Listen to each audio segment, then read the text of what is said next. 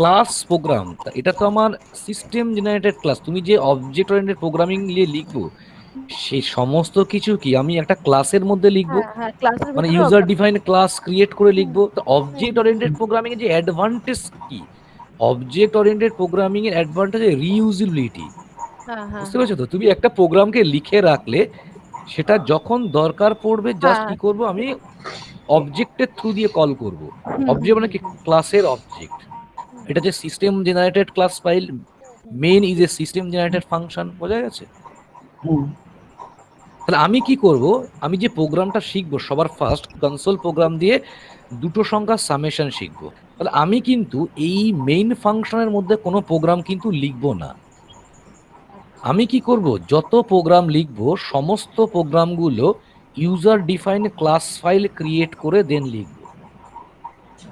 মানে ধরো তুমি এই সলিউশনটা যে ক্রিয়েট করেছো, এখানে তুমি চারটে প্রোগ্রাম তুমি লিখছো, তাহলে চারটে প্রোগ্রামের জন্য তুমি চারটে আলাদা আলাদা user define class file create করলে, সেই হুম ইউজার ডিফাইন ক্লাসের মধ্যে ইউজার ডিফাইন ফাংশন ক্রিয়েট করলে, সেই ফাংশনের মধ্যে প্রোগ্রামটাকে তুমি লিখে রাখলে, তারপর যখন যে প্রোগ্রামটাকে তোমার এক্সিকিউট করার দরকার পড়বে, call through execute through main function. মানে অবজেক্ট ওরিয়েন্টেড প্রোগ্রামিং এ আমি কোনো প্রোগ্রামকে এক্সিকিউট করব কার থ্রু দিয়ে, মেইন ফাংশনের থ্রু দিয়ে। বোঝা গেছে? তাহলে at first how to create the user define class. আমি যে প্রোগ্রামটা করব দুটো সংখ্যা সামেশন, প্রোগ্রামটাকে ভালো করে বুঝবে, লাইন লাইন বোঝাবো। তা how to create the user define class, this is the solution explorer. Solution explorer like a storage, একটা স্টোরেজের মতন কাজ করে। তুমি ধরো 10টা প্রোগ্রাম লিখছো, তা 10টা প্রোগ্রামের জন্য তুমি 10টা user define class file create করেছো। সেই 10টা ইউজার ডিফাইন ক্লাস ফাইল আমার কার মধ্যে থাকবে, এই সলিউশন এক্সপ্লোরের মধ্যে, হুম রুট ডাইরেক্টরির মধ্যে স্টোর হবে। তা this is the storage one kind of, this is the root directory. Object হ্যাঁ ওরিয়েন্টেড প্রোগ্রামিং এর অ্যাডভান্টেজটা কি, রিইউজিবিলিটি। হ্যাঁ হ্যাঁ তুমি একটা রিইউজেবিলিটি। প্রোগ্রামকে একটা ক্লাস ফাইলে লিখে রাখলে, একটা ক্লাসের মধ্যে একটা ফাংশনও লিখতে হবে, উইদাউট ফাংশন আমি কিছু লিখতে পারবো না। তা সেই ইউজার ডিফাইন ক্লাসটা ক্রিয়েট করলে, তার মধ্যে একটা ইউজার ডিফাইন ফাংশন তুমি বানালে, দেন সেখানে প্রোগ্রামটা একবার লিখে রাখলে, ধরো সেই প্রোগ্রামটা তোমার মাল্টিপল জায়গায় ইউজ হবে, তুমি কি করবে, বারবার করে কি প্রোগ্রামটা লিখবে? তা তো না। আমি কি করব, যে ক্লাসের মধ্যে প্রোগ্রামটাকে লিখেছিলাম, সেই ক্লাসের অবজেক্টের থ্রু আমি কি করব, প্রোগ্রামটাকে আমি কল কল করব। করুন। বাট এক্সিকিউট হবে কার থ্রু দিয়ে, প্রোগ্রামটা কল হুম করব কোথায়, মেইন ফাংশনে। বুঝতে বোঝা পেরেছি। গেছে? হুম তাহলে how to create the user define class file, right click on the root directory, click the add option, then hmm click new item option. How to create the user defined class file, right click on the root directory, click the add option, then click new item option. After click the new item option, one dialog box will appear.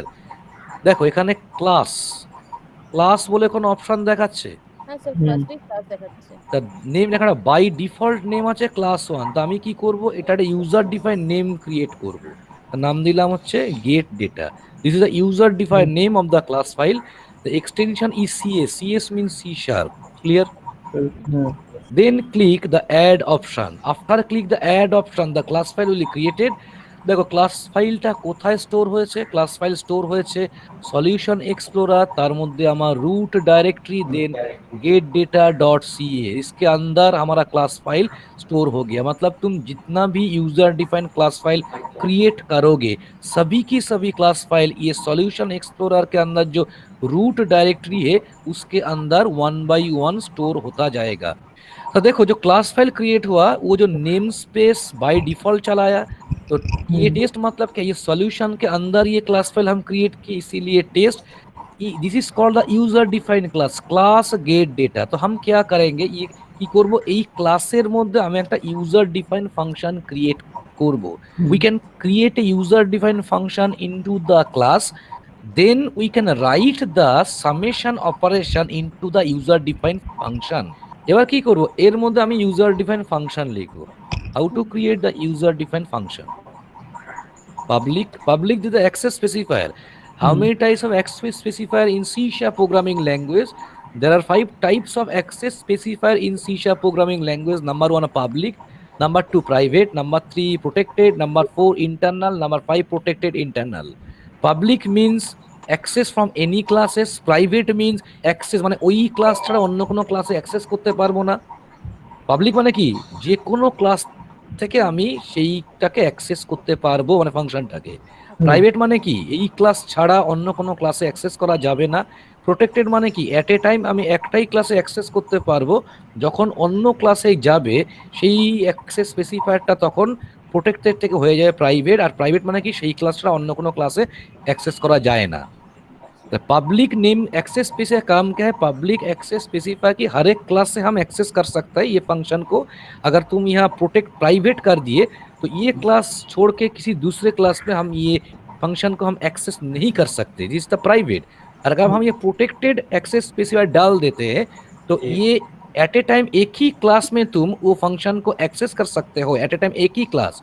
तो जो class में वो function तुम access करोगी वो function में जाके वो क्लास में जाके वो एक्सेस स्पेसिफायर प्रोटेक्ट से हो जाएगा प्राइवेट। और प्राइवेट का मतलब है वो क्लास छोड़ के किसी दूसरे क्लास में हम एक्सेस नहीं कर सकते।